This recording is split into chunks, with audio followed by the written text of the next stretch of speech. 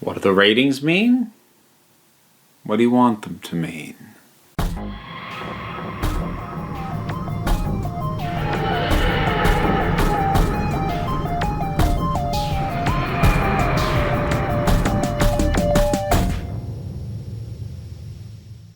Folks who have been watching my channel for a while might remember the last time I talked about the ratings on Doctor Who. I didn't go back and rewatch it. I can't remember if I said I would never talk about them again. I think I might have. Yeah, I'm going to talk about them, although probably not in the way a lot of people are talking about them. So, ratings or box office for movies is so often seems to dominate the conversations, and it's something that I only ever find vaguely academically interesting. Usually box office more so than ratings, because I understand movies and how movies make a good return of investment a lot better than I do television. That's just my knowledge base. So I've never understood the obsession with ratings for episodes, for a series, for a season. The only degree to which I care about ratings for Doctor Who or anything is it going to get renewed for another year? That's it. Other than that, I don't care. But man, are some folks obsessed with the ratings, especially this year. So let's cover a couple of broad things. Ratings this year, overall, for Doctor Who Series 12 have not been great. They've been some of the lowest, and actually by the time it's all done and we truly get accurate numbers, possibly the lowest average viewer rating for the show overall in terms of its original airings in the UK. Now that might seem overly specific, but that's going to be part of what I'm getting at with all this. But in any case, that's a fact. Those are the numbers. But here's the thing. There's a difference between seeing the numbers and then starting to dictate what those numbers mean. And that's where things get real ugly real quick. And I just kind of feel the need to point out that so many of the people right now pointing at the ratings for Series 12, insisting that it's a sign that the fans have abandoned the show and nobody likes it and it is objectively bad, were the exact same people who were saying in Series 11 the fact that it had the highest ratings boost that the show had had in years it was not a sign that people liked it or it was actually any good quality. So, again, what people want the ratings to mean will change depending on the answer they already have in their head. Because the thing about numbers, somebody will tell you numbers don't lie. Well, no, but numbers themselves also, they have a value, but that's not the same as having a meaning. So, what do I mean by that? Well, to make the comparison to, film or things like that, when you say something is number one at the box office, what that actually translates to is going to be different depending on when it was released. Something that was number one at the box office, released in February, probably didn't pull in the kind of money that whatever was number one at the box office in June did. Just because one season's busier than another. But it's a question of what numbers you look at. Because you could look at the raw box office of something that was a hit in February, something that was a hit in June, and just look at the box office numbers and go, oh, this must be better because it made more money. Or you could look at the fact that they were both number one at the box office and go, oh, they must be completely even and completely equal. So whenever people start talking about ratings, I notice how specific people can get about what numbers they're looking at. Because that's the other thing. There isn't one set of numbers. There isn't one set of ratings. And actually, before I get too far into this, let me jump to the end and spoil this. I'm not going to tell you, honestly, what the ratings mean. My point in this video is to explain to you that the ratings and what they mean is highly subjective and highly prejudicial depending on whoever the heck is talking. So if you're actually holding on for me to say at the end, and here's what they really mean, I'm not going to do that, because my point is they don't really mean anything. They might mean any number of things. So, anyways, coming back. So, there are all kinds of ratings. There's the overnight ratings, which tends to be what most, at least the people who I keep popping up in my radar, seem to go on about.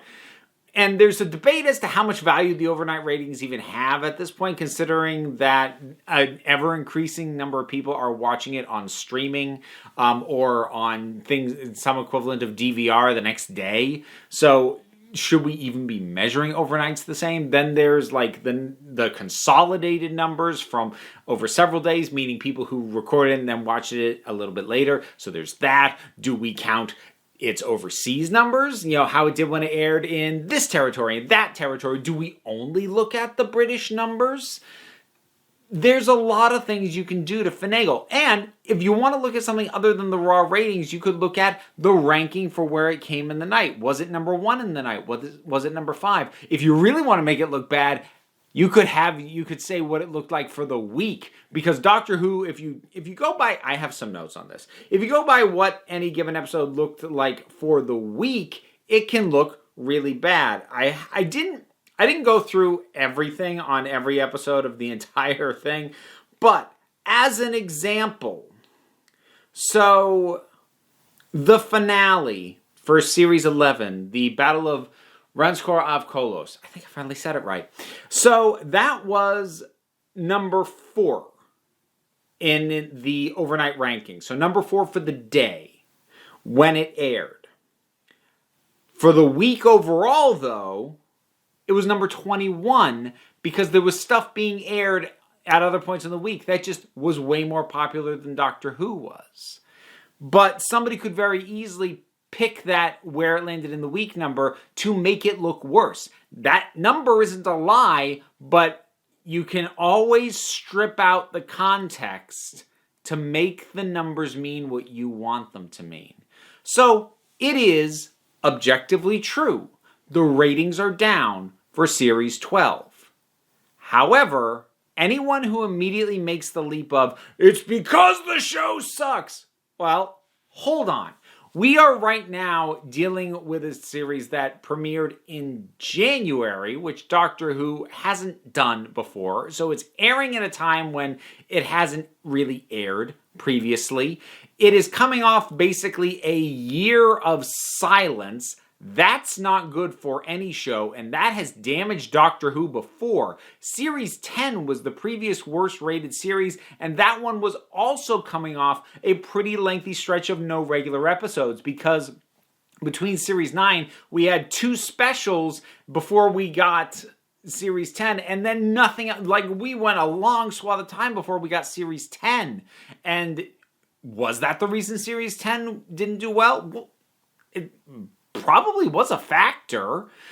So there's that. The marketing push was way softer for Series 12 than it was for Series 11. I don't know if they thought that they could just coast coming in. There was obviously a very big marketing push for Series 11. They had a reason to do a big push. There was something big to talk about. New Doctor. Hey! Free press, all this stuff. So where Series 12 is just another season of television.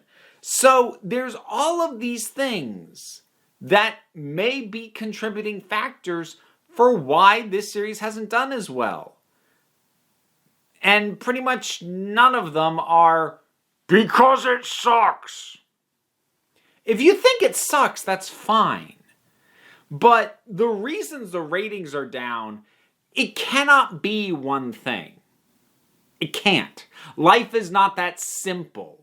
It would be wonderful if it was. That would just make everything easy, wouldn't it? But life is not that simple. Life is complicated. And these numbers are affected by a lot more than any one single thing.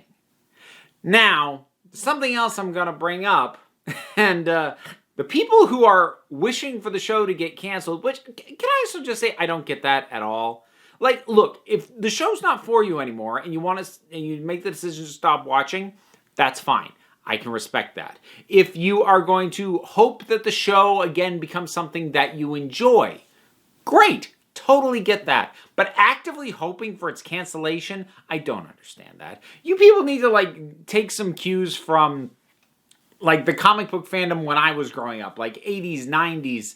Not to say that the comic books were good. A lot of them weren't. But, I don't remember anybody, even when they were reading comics that they loved, that went in directions they didn't like, going, I hope the book gets canceled. No, they were going, I hope they replace the writer. I hope they bring it back to what I like. But you don't hope for it to be canceled, because if it canceled, maybe it never comes back. I'm tangenting. Anyways, the other thing is that the overnight numbers don't really matter anymore. Not just for the reason that I mentioned before, which is a lot of people do streaming and all this other stuff.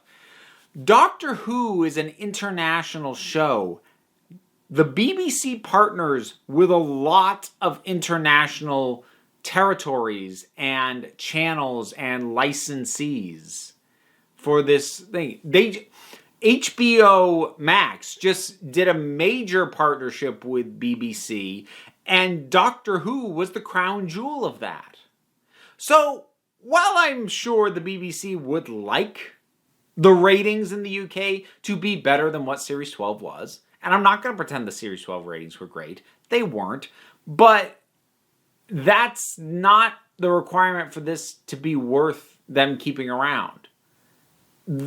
I forget who it was, and I apologize, but somebody at the BBC effectively said as much recently, because they were asked about the ratings drop, and they said, no, we have a strong alliance with our various partners who help to make Doctor Who what it is. He cited the partners, like HBO, like all these other territories, all these other channels where Doctor Who also airs.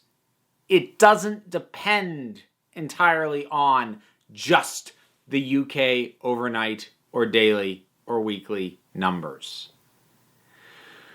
So, I suppose if anything, I'm hoping the takeaway is stop watching the ratings. Just stop. You're going to drive yourself crazy, because if you're going to them looking for an objective truth, you're not going to find it. The only truth that's there is whatever you project onto it. And if you are able to not project one onto it, then you are just going to keep trying to find more and more and more context to find out the actual truth. And you're going to drive yourself nuts, because you have to look at so many things. At the marketing, what is it airing against? That's something I didn't even get into. Some of Doctor Who's lowest rated nights were when it had to compete with really big things like finales on competition shows and things like that. There are factors well beyond, is the fandom happy? There are so many reasons that the numbers go up or the numbers go down. And is the fandom happy? Is one of them. But it's not the only one. It's not even close. There are dozens of factors, dozens of reasons for why these numbers go up or go down. So, please, stop quoting the ratings like they prove anything about the quality of the show or the stance of the fandom.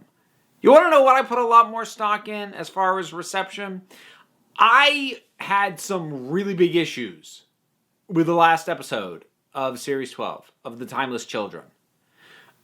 I had to put that review in my angriest rants playlist.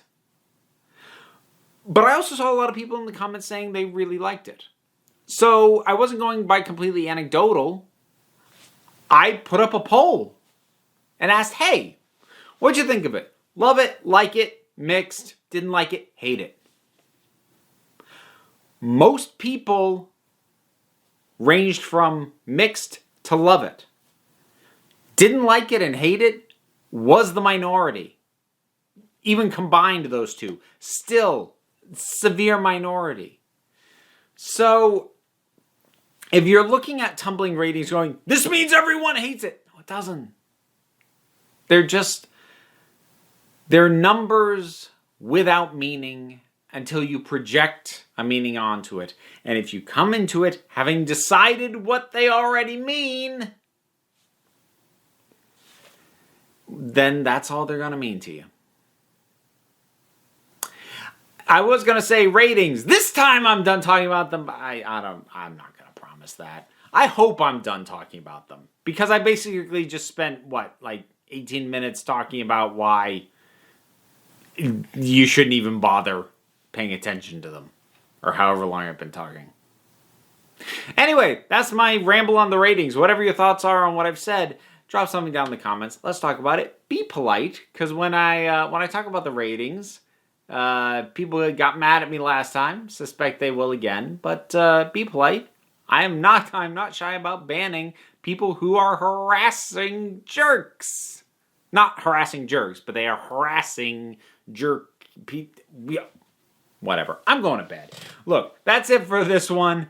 Like, subscribe, share this around, support me on my Patreon. That would be lovely. It's my birthday this month. I got an Amazon wishlist down there as well. Supporting on the Patreon would actually be a nicer present, but either one's very nice, but you don't have to do any of it. End of the day, you're the council. I'm running the meetings, and until next time, this council's adjourned.